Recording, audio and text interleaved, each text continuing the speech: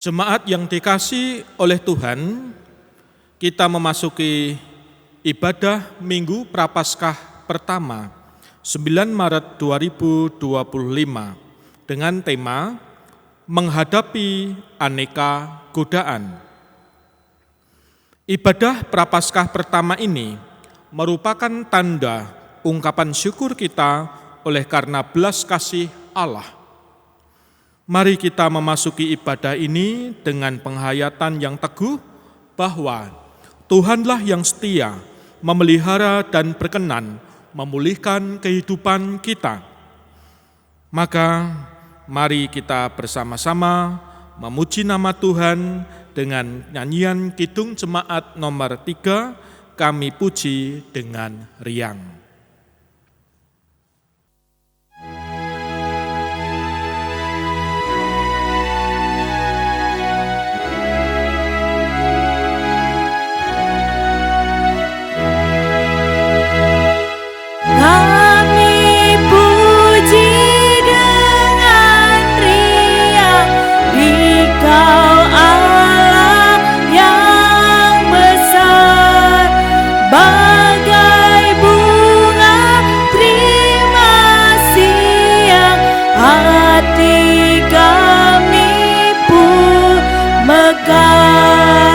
Kabur dosa dan derita, kebimbangan telah lenyap, sumber suka yang abadi, beri sinarmu menyerang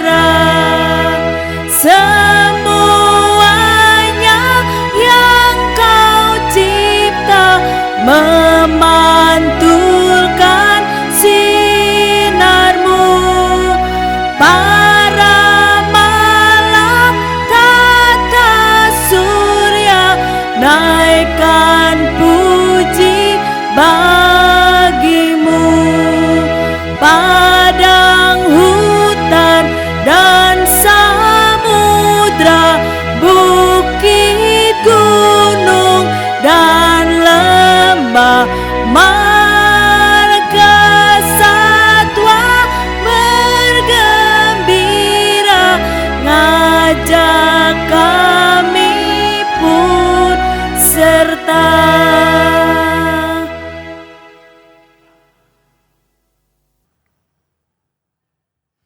Saudara-saudara, kita masuki ibadah Prapaskah pertama ini dengan pengakuan penolong kita yang sejati adalah Tuhan yang menciptakan langit, bumi, dan segala isinya, dan yang setia menepati janji keselamatan yang telah dinyatakannya.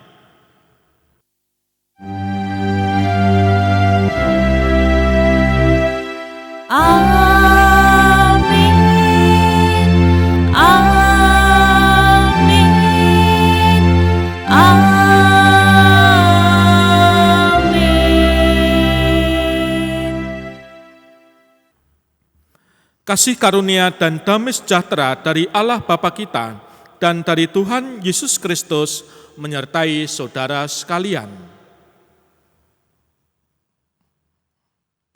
Sidang jemaat yang terkasih, mari kita memuji nama Tuhan, kita menyanyikan Kidung Jemaat nomor 17, Tuhan Allah hadir.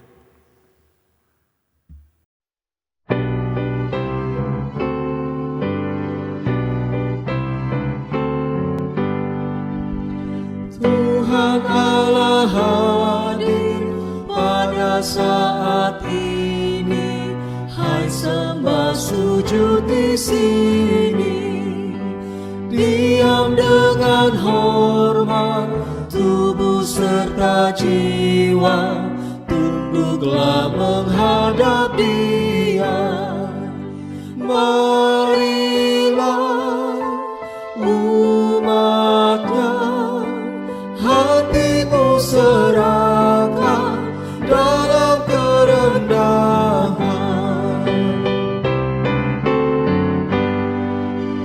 Kau bagai udara, sumber kehidupan, hak semua. Laut tak terhingga, buatlah diriku layak menyelami Dia. Kau penuh dalamku, aku di dalammu, kau kerinduanku.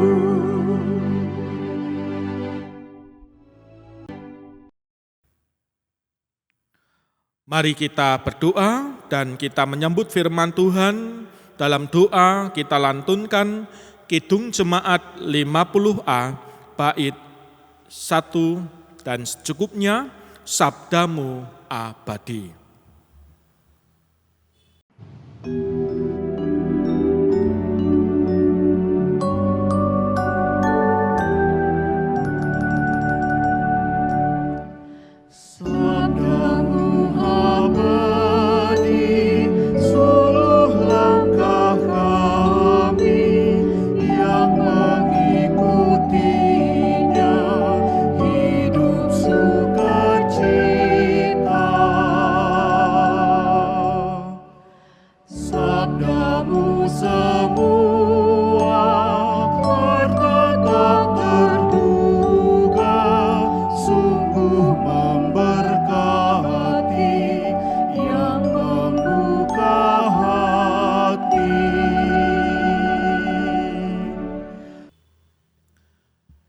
Saudara-saudara, pembacaan Injil diambil dari Lukas 4 ayat 1 sampai 13. Lukas 4 ayat 1 sampai 13, demikian pembacaan menurut Alkitab terjemahan baru. Pencobaan di padang gurun. Yesus yang penuh dengan Roh Kudus kembali dari sungai Yordan, lalu dibawa oleh Roh Kudus ke padang gurun. 40 hari lamanya ia dicobai iblis. Selama hari-hari itu ia tidak makan apa-apa, dan setelah itu ia lapar. Berkatalah iblis kepadanya, "Jika engkau anak Allah, perintahkanlah batu ini menjadi roti." Jawab Yesus kepadanya, "Ada tertulis, manusia hidup bukan dari roti saja." Kemudian ia membawa Yesus ke suatu tempat yang tinggi, dan dalam sekejap mata ia memperlihatkan kepadanya semua kerajaan dunia. Kata iblis kepadanya, "Segala kuasa itu serta kemuliaannya akan kuberikan kepadamu, sebab semuanya itu telah diserahkan kepadaku, dan aku memberikannya kepada siapa saja yang kukehendaki. Karena itu, jikalau engkau menyembah aku, seluruhnya akan menjadi milikmu." Ada tertulis, engkau harus menyembah Tuhan Allahmu, dan hanya kepada Dia sajalah engkau beribadah. Kemudian ia membawa Yesus ke Yerusalem dan menempatkan Dia di pinggir atap bait Allah, lalu berkata kepadanya, "Jika engkau anak Allah, jatuhkanlah dirimu dari sini ke bawah, sebab ada tertulis mengenai engkau, Ia akan memerintahkan malaikat-malaikatnya untuk melindungi engkau, dan mereka akan menatang engkau di atas tangannya, supaya kakimu jangan terantuk pada batu." Yesus menjawabnya, "Ada firman, janganlah engkau mencobai Tuhan Allahmu." Sesudah itu, iblis mengakhiri semua pencobaan, ia meninggalkan Dia sampai tiba saat yang baik. Demikian pembacaan firman Tuhan, terpujilah Yesus, Hosiana.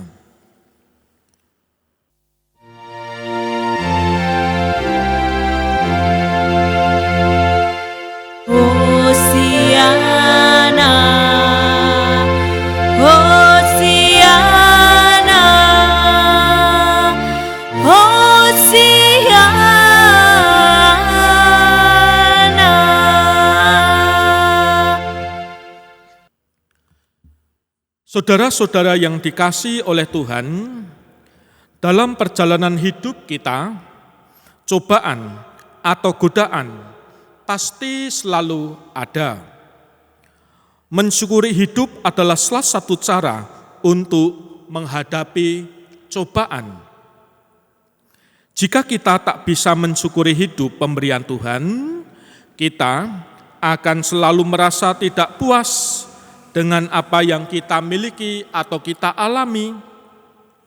Orang-orang yang merasa tidak puas mudah terjatuh dalam godaan. Dalam kitab Ulangan, Musa mengingatkan bahwa pilihan Allah untuk bersyukur atas apa yang dialaminya selama perjalanan menuju negeri perjanjian. Dengan mengucap syukur, kita, umat, bisa berfokus apa yang sudah Tuhan berikan. Saudara-saudara, perjalanan kita, hidup orang percaya, juga banyak kali berada dalam kondisi di mana kita harus berjuang dengan keras.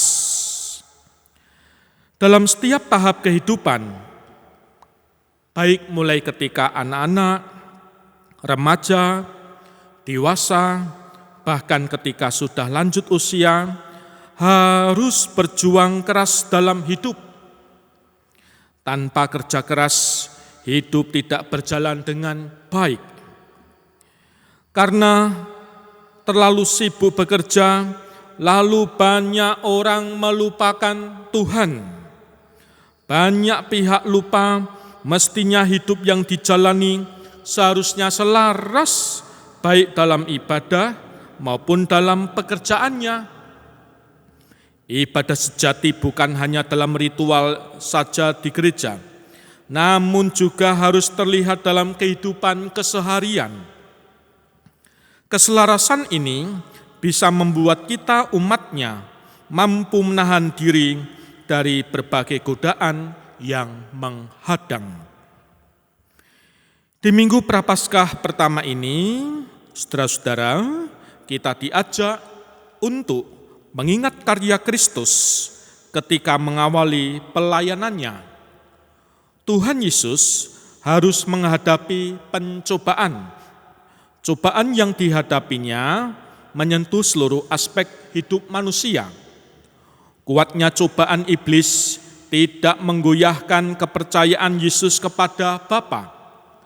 Kesetiaan Sang Kristus pada Sang Bapa membuat Tuhan Yesus bisa bertahan dari berbagai macam godaan. Saudara-saudara, maka saat ini ketika kita melihat Injil Lukas 4 tadi, maka beberapa ahli tafsir membagi narasi atau 3 pencobaan, yaitu pencobaan pertama tentang mengubah batu menjadi roti. Saat itu Yesus sangat lapar. Godaan untuk mengubah batu menjadi roti adalah pencobaan untuk menyalahgunakan kuasa keilahian yang dimiliki Tuhan Yesus.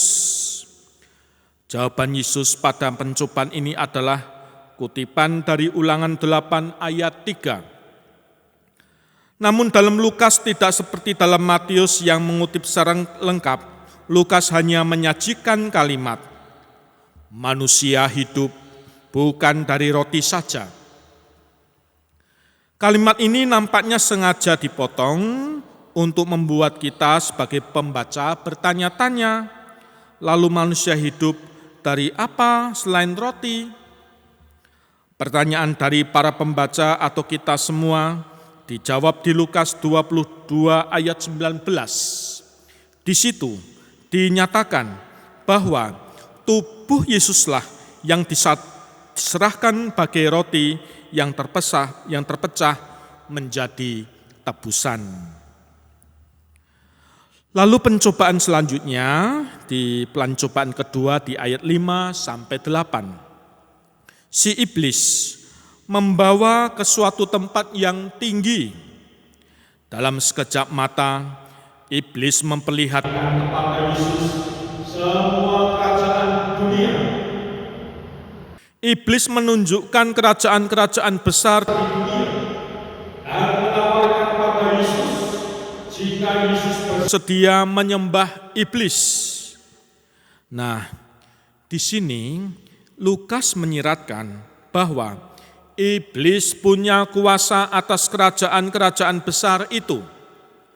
Namun jawaban Yesus menyatakan bahwa hanya Tuhan saja yang patut disembah dan menerima bakti, menunjukkan bahwa Yesus mengambil alih kuasa iblis atas kerajaan-kerajaan itu dan Yesus lebih berkuasa dari iblis. Lalu saudara-saudara, di pencobaan terakhir yang ketiga, lalu iblis membawa Tuhan Yesus ke Yerusalem dan menempatkan Yesus ke bubungan bait Allah. Dengan membawa Tuhan Yesus ke bubungan bait Allah dan meminta Yesus menjatuhkan diri dari sana, iblis menawarkan jalan pintas bagi Yesus untuk mendapatkan pengakuan atas kemestaannya. Iblis menggoda Yesus untuk melewatkan penderitaan dan kematian. Dan bayangkan jika Tuhan Yesus benar-benar menjatuhkan diri dari bait Allah. Tempat itu selalu penuh sesak dengan umat Yahudi dari berbagai penjuru bumi. Mereka melihat Yesus diselamatkan oleh para malaikat. Karena itu dengan segera Yesus dipercaya sebagai Mesias dan jelas tidak perlu mati di kayu salib. Namun itu bukan jalan Yesus, itu bukan pilihan Yesus. Ia tetap memilih jalan derita, jalan salib untuk menyatakan kasih dan cintanya. Saudara-saudara yang dikasihi oleh Tuhan, maka pada saat ini kita sebagai umat-Nya diajak untuk menghadapi setiap godaan dan berpegang teguh kepada Tuhan Allah. Kita berpegang teguh pada Tuhan Allah supaya hati kita teguh dalam menghadapi aneka godaan dunia, sembari tetap percaya akan apa yang telah diterima dan dialami oleh kehidupan ini. Mari saudara-saudara, kita menghadapi aneka godaan, aneka apapun yang ada di hadapan kita dengan selalu berpegang pada Tuhan sebagaimana yang Yesus lakukan. Amin. Saat teduh untuk kita.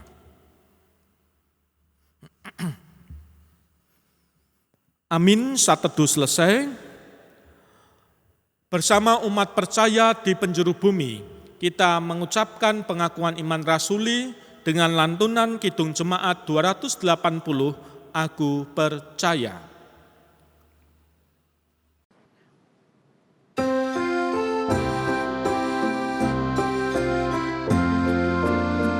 Aku percaya Allah yang kekal, yang oleh sabda kita kenal, Bapa pencipta alam semesta, yang mengasihi manusia.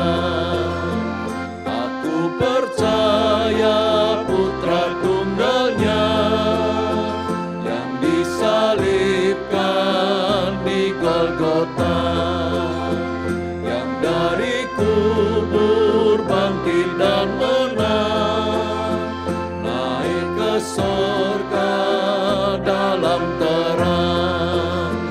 Aku percaya pada Roh Kudus yang mendiami kita terus. Aku percaya gereja yang asal, ku jadi suci di dalamnya.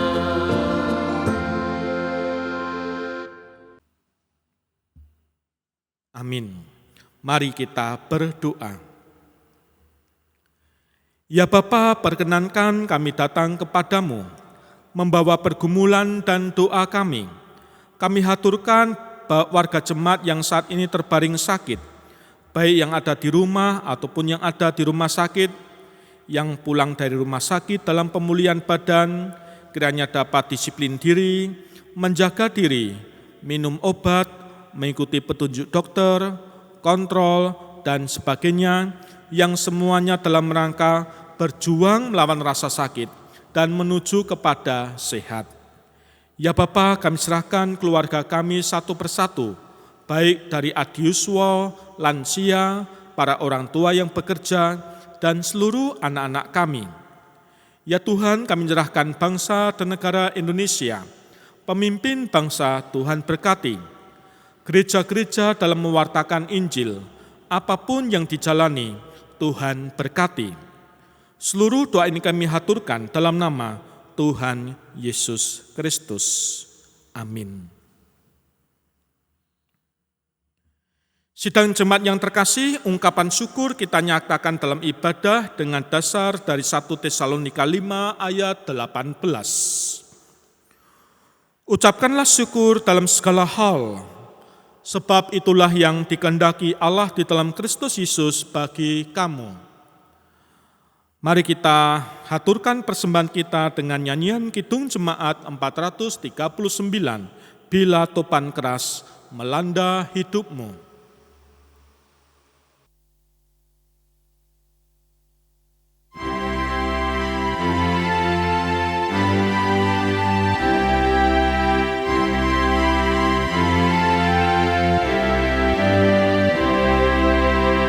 Bila topan keras melanda hidupmu, bila putus asa dan letih lesu, berkat Tuhan satu-satu hitunglah, kau niscaya kagum oleh kasih-Nya. Berkat Tuhan mari hitunglah, kau kan kagum oleh kasih-Nya. Berkat Tuhan mari hitunglah, kau niscaya kagum oleh kasih-Nya.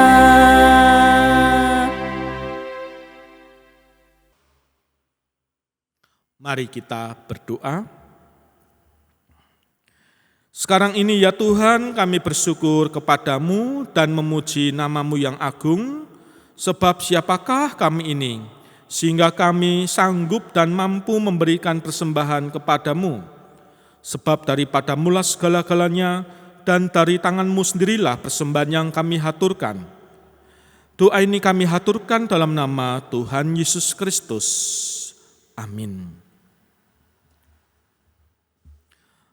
Mari kita lantunkan nyanyian pengutusan Kidung Jemaat 440 di Badai Topan Dunia.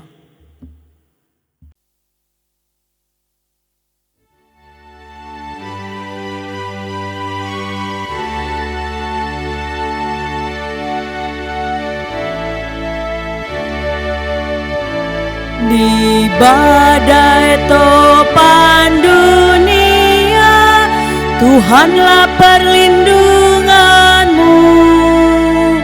Kendati goncang semesta, Tuhanlah perlindunganmu.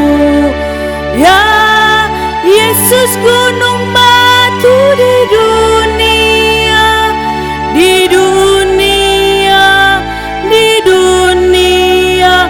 Ya Yesus, gunung batu di dunia, tempat berlindung yang teguh, baik siang maupun malam gelap, Tuhanlah perlindungan. Niscaya takutmu lenyap, Tuhanlah perlindunganmu. Ya Yesus gunung batu di dunia, di dunia, di dunia. Ya Yesus gunung batu di dunia, tempat berlindung yang teguh.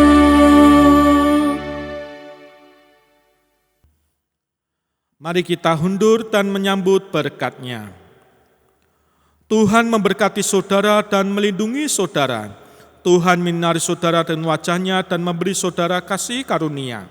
Tuhan menghadapkan wajah-Nya kepada saudara dan memberi saudara damai sejahtera. Amin.